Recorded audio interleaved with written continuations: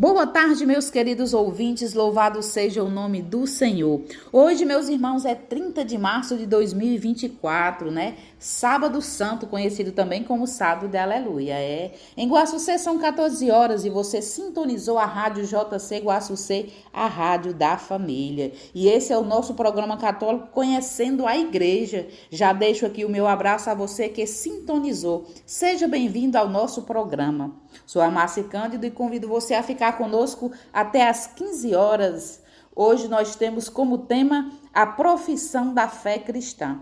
Para participar, meus queridos ouvintes, é só você discar o 088-981-714271. Participe com a gente. Deixa aí a sua mensagem, o seu nome, a cidade onde você mora, o estado. Você que nos escuta de fora do Brasil, seja bem-vindo. Deixe também aí a sua mensagem, o seu pedido de oração. Obrigada pela participação. A você, o nosso abraço todo especial. E pedimos a Deus para nos conduzir nessa belíssima tarde de sábado, né, meus irmãos? Invoquemos então a Santíssima Trindade para permanecer conosco, em nome do Pai, do Filho e do Espírito Santo. Vinde, ó Espírito Santo, enchei os corações dos vossos fiéis e acendei neles o fogo do vosso amor. Enviai, Senhor, o vosso Espírito, e tudo será criado, e renovareis a face da terra. Oremos, ó Deus, que instruíste os corações dos vossos fiéis com as luzes do Espírito Santo. Fazei que apreciemos retamente todas as coisas segundo o mesmo Espírito e gozemos sempre de suas divinas consolações, por Jesus Cristo, nosso Senhor. Amém. Continue ligadinho para não perder a nossa programação 10. Boa tarde, meus queridos ouvintes. Entraremos agora no tema a profissão da fé cristã. Como base para este programa, nós tiramos textos elaborados como síntese do CALC, para subsídio de formação das escolas catequética paroquial e também Catecismo da Igreja Católica e textos bíblicos. Desde sua origem, a Igreja expressa a fé através de fórmulas breves que apresentam o que todos os cristãos católicos devem acreditar. Essas fórmulas chamam-se profissão ou símbolo da fé, pois resumem o que os cristãos professam. Há duas fórmulas que continuam até hoje sendo professas pela Igreja em suas celebrações: o símbolo apostólico e o símbolo niceno-constantinopolitano. O símbolo católico é considerado o resumo fiel da fé dos apóstolos. Suas grandes autoridades vêm do fato de que ela é o símbolo guardado pela Igreja romana, para onde foram Pedro e Paulo, e de onde se irradiou o cristianismo para todo o mundo. O símbolo, denominado niceno-constantinopolitano, é a síntese dos dois primeiros concílios: o concílio de Niceia, em 325, e o de Constantinopla, em 381. Recitar com fé o credo é entrar em comunhão com Deus Pai, Filho e Espírito Santo. É também entrar em comunhão com a Igreja inteira que nos transmite a fé. Deus, infinitamente perfeito e bem-aventurado em si mesmo, num desígnio de pura bondade, criou livremente o homem para o tornar participante da sua vida bem-aventurada. Na plenitude dos tempos, Deus Pai enviou o seu Filho como Redentor e Salvador dos homens, caídos no pecado, convocando-os à sua igreja e tornando-os filhos adotivos por obra do Espírito Santo e herdeiros da sua eterna bem-aventurança. Ao criar o homem à sua imagem, o próprio Deus inscreveu no coração humano o desejo de o ver. Mesmo que muitas vezes tal desejo seja ignorado, Deus não cessa de atrair o homem a si, para que viva e encontre nele aquela plenitude de verdade e de felicidade que ele procura sem descanso. Por natureza e por vocação, o homem é um ser religioso, capaz de entrar em comunhão com Deus. É este vínculo íntimo e vital com Deus que confere ao homem a sua dignidade fundamental. Quem diz creio, afirma: dou a minha adesão àquilo em que nós cremos. A comunhão na fé tem a necessidade de uma linguagem comum da fé, normativa para todos e para todos unida à mesma confissão de fé. Desde a origem, a Igreja Apostólica exprimiu e transmitiu a sua própria fé em fórmulas breves e normativa para todos.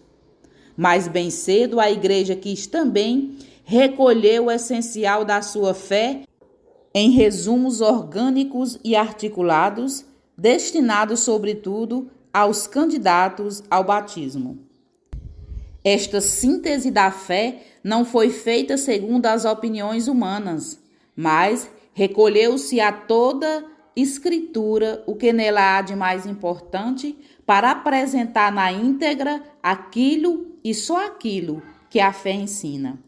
E tal como a semente de mostarda contém, num pequeno grão, numerosos ramos, do mesmo modo, este resumo da fé encerra, em algumas palavras, todo o conhecimento da verdadeira piedade contida no Antigo e no Novo Testamento.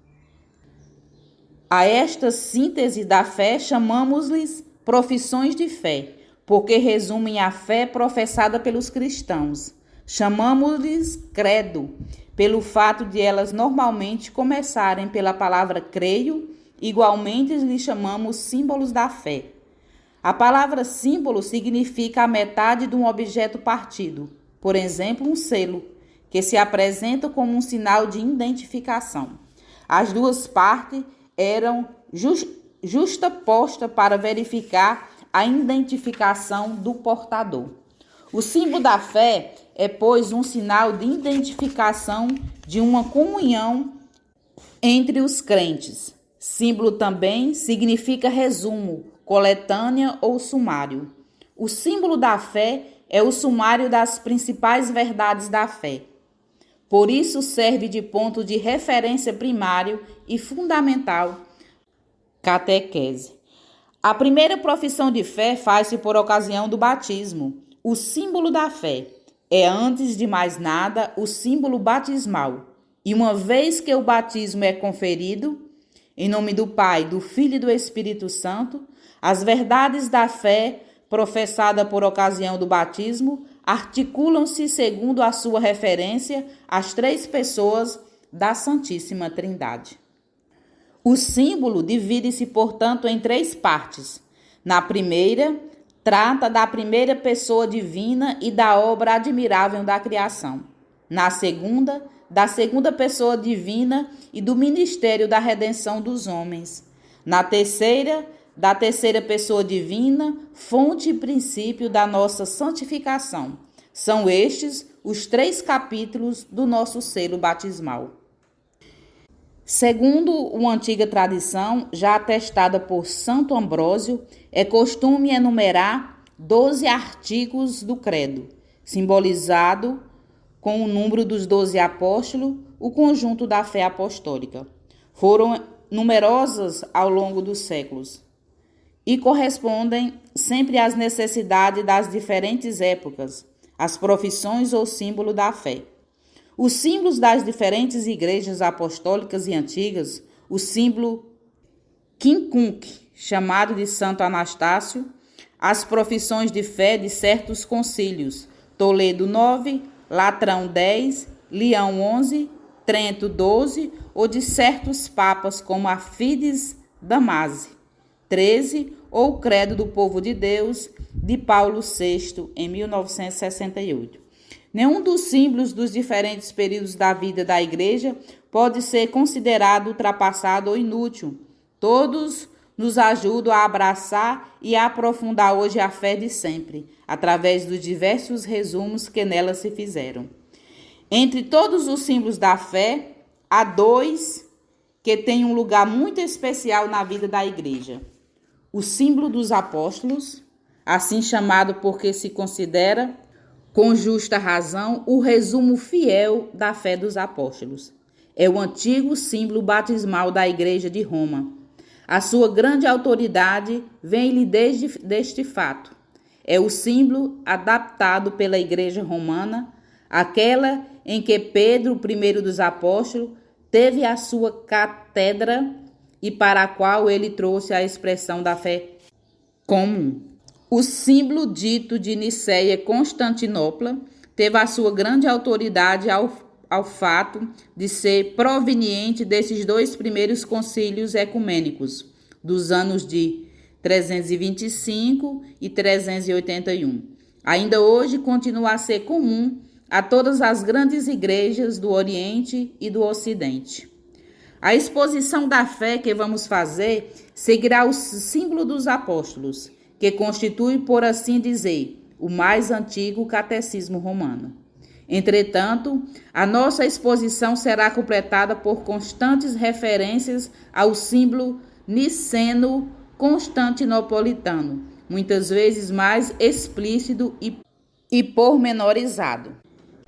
Como no dia do nosso batismo, quando toda a nossa vida foi confiada a esta regra de doutrina, nós vemos isso lá em Romanos capítulo 6, versículo 17, acolhemos o símbolo da nossa fé que dá a vida.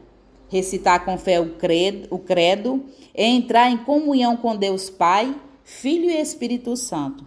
E é também entrar em comunhão com toda a igreja, que nos transmite a fé e em cujo seio nós acreditamos. Este símbolo é o selo espiritual, é a meditação do nosso coração e a sentinela sempre presente. É, sem dúvida, o tesouro da nossa alma. O que é uma profissão de fé? Uma profissão de fé é uma declaração que uma pessoa faz sobre a sua fé. Esse fato serve para confirmar publicamente a fé da pessoa. Na igreja, a profissão de fé é uma cerimônia especial que marca uma nova etapa da caminhada cristã. Jesus não instituiu nenhum ritual específico para uma profissão de fé. A Bíblia apenas diz que, para ser salvo, é preciso crer e confessar Jesus como seu Salvador. Romanos capítulo 10, versículo 9 a 10. Mateus, capítulo 10, versículo 32. A forma como fazemos isso pode ser muito variada. No início da igreja, as pessoas creem quando ouviam a pregação dos apóstolos, confessando sua fé e eram batizados. Assim, eram considerados oficialmente cristãos. O batismo era um momento para confessar sua fé em Jesus e declarar ao mundo que se sentiam convertidos. Além dessa profissão de fé inicial, os cristãos também faziam outras declarações públicas sobre aquilo em que acreditavam, quando eram perguntados. Em várias ocasiões, os apóstolos e outros cristãos foram levados diante de autoridades e multidões para explicar sua fé. Nesses momentos, eles reafirmavam sua fé em Jesus, como Filho de Deus, que veio ao mundo para nos salvar dos nossos pecados. Atos dos Apóstolos, capítulo 4, versículo 10 a 12. Essas declarações também podem ser consideradas profissões de fé.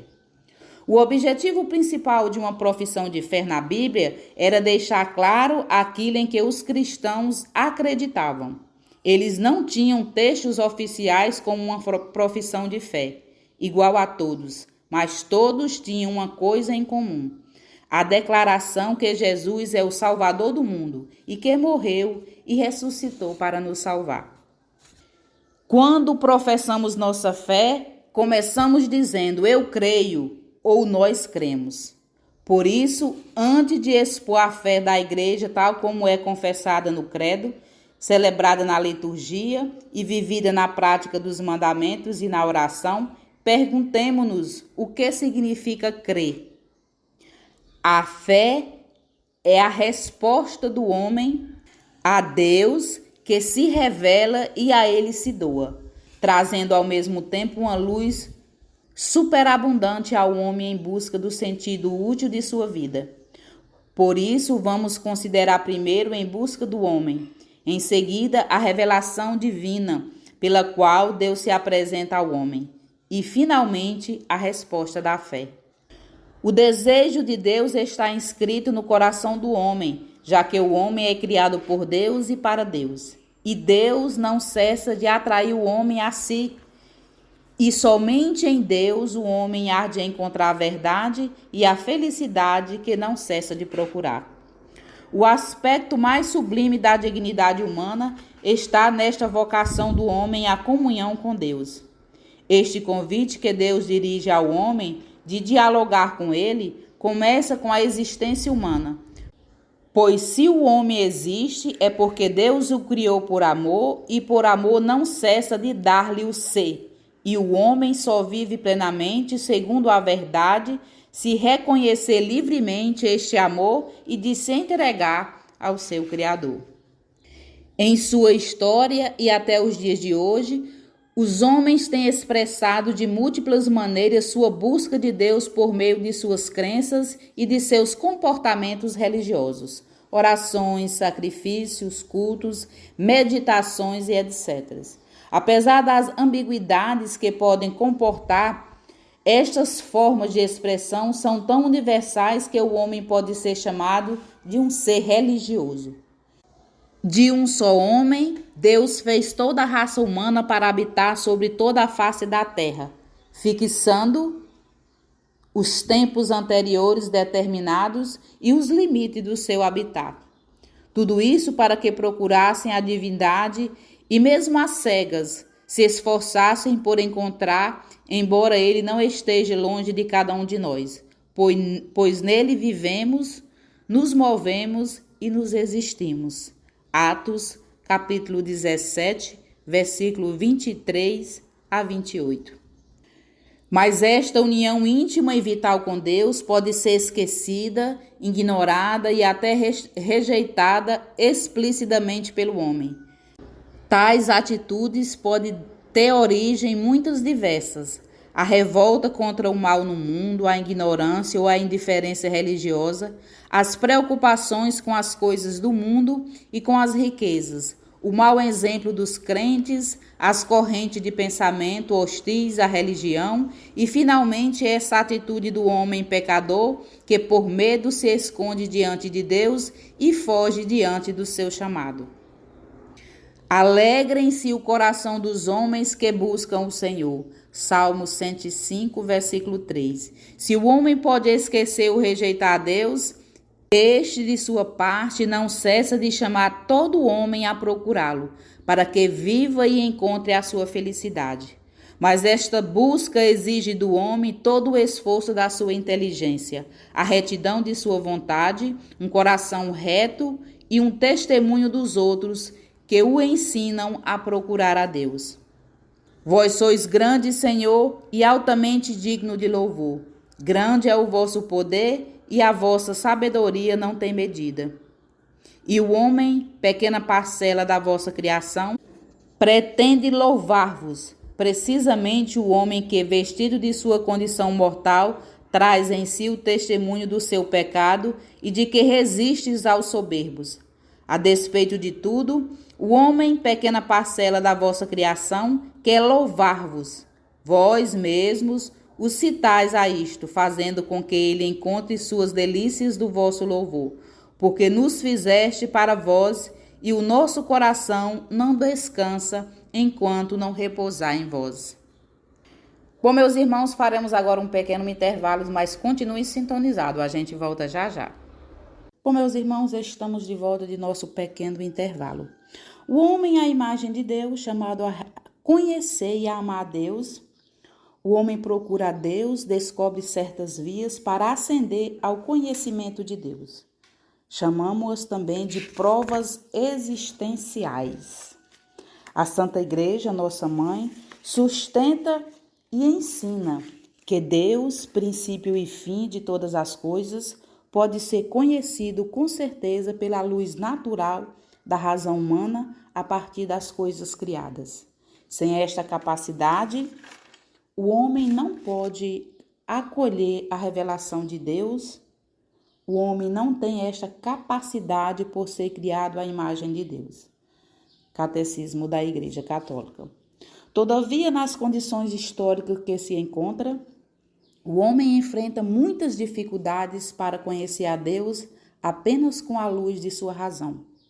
Pois, embora a razão humana, absolutamente falando, possa chegar com suas forças e lume naturais ao conhecimento verdadeiro de certo de um Deus pessoal, que governa e protege o mundo com sua providência, bem como chegar ao conhecimento da lei natural impressa pelo Criador em nossas almas. De fato, muitos são os obstáculos que impedem a mesma razão de usar eficazmente e com resultado desta sua capacidade natural. O livro da Sabedoria, capítulo 13, versículo 5, vem nos dizer que as criaturas, todas elas, trazem em si certa semelhança com Deus, muito particularmente o homem criado à imagem e à semelhança de Deus. Por isso, as múltiplas perfeições das criaturas, sua verdade, bondade e beleza, refletem a perfeição infinita de Deus. Em razão disso, podemos falar de Deus a partir das perfeições de suas criaturas, pois a grandeza e a beleza das criaturas fazem, por analogia, contemplar o seu autor. O homem é, por natureza e por vocação, um ser religioso, porque provém de Deus e para ele caminha. O homem só vive uma vida plenamente humana se viver livremente sua relação com Deus. O homem é feito para viver em comunhão com Deus, no qual encontra a sua felicidade. Quando eu estiver inteiramente em vós, nunca mais haverá dor e provação. Repleto de vós por inteiro, minha vida será verdadeira. Quando escuta a mensagem das criaturas e a voz de sua consciência, o homem pode atingir a certeza da existência de Deus, causa e fim de tudo. A Igreja ensina que o Deus único e verdadeiro, nosso Criador e Senhor, pode ser conhecido com certeza por meio de suas obras, graças à luz natural da razão humana. Podemos realmente falar de Deus partindo das múltiplas perfeições das criaturas, semelhanças do Deus infinitamente perfeito, ainda que nossa linguagem limitada não esgote o seu mistério. Sem o Criador, a criatura se esvai. Eis porque os crentes sabem que são impelidos pelo amor de Cristo a levar a luz de Deus vivo àqueles que os desconhecem ou se recusam. Desfeita a unidade do gênero humano pelo pecado, Deus procura antes de tudo salvar a humanidade, passando por cada uma dessas partes. A aliança de Noé, depois do dilúvio, exprime o princípio da economia divina para com as nações, isto é, para com os homens agrupados segundo seus países, cada um segundo sua língua e segundo seus clãs. Gênesis capítulo 10, versículo 5. Para congregar a humanidade dispersa, Deus elegeu Abraão, chamando-o para fora do seu país, de sua parentela e de sua casa. Gênesis capítulo 12, versículo 1. Para fazer dele Abraão, isto é, o pai de uma multidão de nação. Gênesis 17, 5. Em ti serão abençoadas todas as nações da terra. Gênesis capítulo 12, versículo 3. Os patriarcas e os profetas, bem como outras personalidades do Antigo Testamento, foram e serão sempre venerados como santo em todas as tradições litúrgicas da Igreja. Depois dos patriarcas, Deus formou Israel como seu povo, salvando da escravidão do Egito. Fez com ele a aliança do sinal e deu-lhe por intermédio de Moisés a sua lei, para que o reconhecesse e o servisse como único Deus vivo e verdadeiro, Pai providente e juiz justo, e para que esperasse o Salvador prometido. Israel é o povo sacerdotal de Deus, aquele que traz o nome do Senhor. Deuteronômio, capítulo 28, versículo 10. É o povo daqueles aos quais Deus falou em primeiro lugar, o povo dos irmãos mais velhos, da fé de Abraão. Por amor, Deus revelou-se e doou-se ao homem. Traz assim uma resposta definitiva e superabundante às questões que o homem se faz acerca do sentido e do objetivo de sua vida. Deus revelou-se ao homem, comunicando-lhe gradualmente seu próprio mistério por meio de ações e de palavras. Para além do testemunho que Deus dá de si mesmo nas coisas criadas, ele manifestou-se pessoalmente aos nossos primeiros pais. Falou-lhes e depois da queda prometeu-lhes a salvação e ofereceu-lhes a sua aliança. Pelos profetas preparou este povo a acolher a salvação destinada à humanidade inteira. Deus revelou-se plenamente, enviando seu próprio Filho, no qual estabeleceu sua aliança para sempre. O Filho é a palavra definitiva do Pai, de sorte que depois dele não haverá outra revelação. Deus quer que todos os homens sejam salvos e cheguem ao conhecimento da verdade. 1 Timóteo, capítulo 2, versículo 4. Vamos repetir isso. Deus quer que todos os homens sejam salvos e cheguem ao conhecimento da verdade. Olha que interessante. Se você pegar a sua Bíblia, você pode ler lá em 1 Timóteo e dar continuidade, a esse estudo, lendo e fazendo lá as suas próprias interpretações e compreensão, Isto é de Jesus Cristo. É preciso, pois, que Cristo seja anunciado a todos os povos e a todos os homens, e que desta forma a revelação chegue até a extremidade do mundo. Deus dispôs com suma benignidade que aquelas coisas que revelará para a salvação de todos os povos permanecessem sempre íntegras e fossem transmitidas a todas as gerações. A transmissão do Evangelho, segundo a ordem do Senhor, fez-se de duas maneiras: oralmente, pelos apóstolos, que na pregação oral por exemplos e instituições transmitiram aquelas coisas ou receberam das palavras, da convivência e das obras de Cristo ou aprenderam das sugestões do Espírito Santo. Portanto, meus irmãos, todos os fiéis participam da compreensão e da transmissão da verdade revelada. Receberão a unção do Espírito Santo, que os instrui e os conduz à verdade em sua totalidade. O conjunto de fiéis não pode enganar-se no ato da fé e manifesta esta peculiar piedade mediante o senso sobrenatural da fé de todo o povo, quando desde os bispos até os últimos dos fiéis leigos apresentam um consenso universal sobre questões de fé e de costume. Resumindo, o que Cristo confiou aos apóstolos, estes o transmitirão por sua pregação e por escrito, sob a inspiração do Espírito Santo, a todas as gerações até a volta gloriosa de Cristo. A Sagrada Tradição é a Sagrada Escritura, constitui um só sagrado depósito da Palavra de Deus, no qual, como em um espelho, a Igreja peregrinante contempla a Deus, fonte de todas as riquezas. E para finalizar, veremos aqui uma síntese do símbolo do apostólico. Creio em Deus Pai Todo-Poderoso. Creio em Deus, esta primeira afirmação da profissão de fé é também a mais fundamental. Os demais artigos do creio nos fazem conhecer melhor a Deus tal como se revelou aos homens. Crer no único Deus e amá-lo com todo o seu ser tem consequências imensas por toda a nossa vida.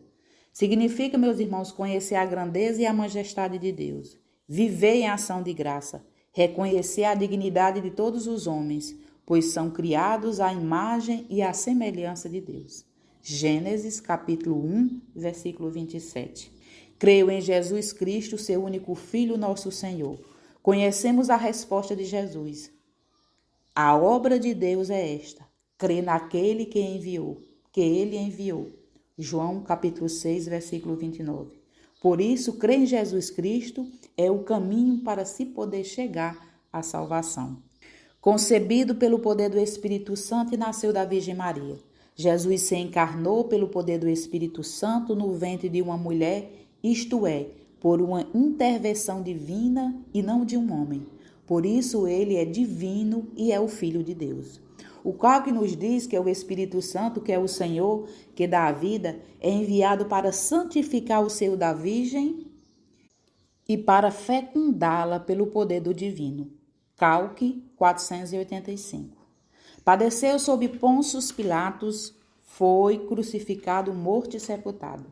A morte e a ressurreição de Jesus formam o núcleo da pregação dos primeiros discípulos. A sua morte não foi uma invenção, mas um fato histórico. Desceu à mansão dos mortos e ressuscitou ao terceiro dia. A ressurreição de Jesus ao terceiro dia expressa a realização da promessa do Antigo Testamento e das promessas de Jesus. Subiu ao céu e está sentado à direita de Deus Pai Todo-Poderoso. A subida de Jesus ao céu significa que Jesus volta para junto do Pai e está sentado à sua direita, que é um lugar de honra e de glória na condição do reino. Bom, meus queridos ouvintes, eu quero agradecer mais uma vez a sua companhia. Um abençoado final de semana para você, para a sua família. Amanhã é domingo, dia do Senhor, domingo de Páscoa, domingo da ressurreição do Senhor, né? E que nessa Páscoa nós possamos ter, assim, uma verdadeira mudança de coração e de atitude na nossa vida, né? Ame, meu irmão, perdoe, para que assim possamos começar a ver a vida de uma maneira, assim, positiva e cheia de esperança. E que a luz do Espírito Santo preencha a sua casa com muita força, muita luz, muita paz e muito amor. Um ótimo final de semana. Continue em sintonia, porque na sequência tem Hora da Misericórdia com o Padre Reginaldo Manzotti. No próximo sábado estaremos aqui juntos novamente com a graça do Senhor. Que Deus abençoe você e a sua família hoje e sempre.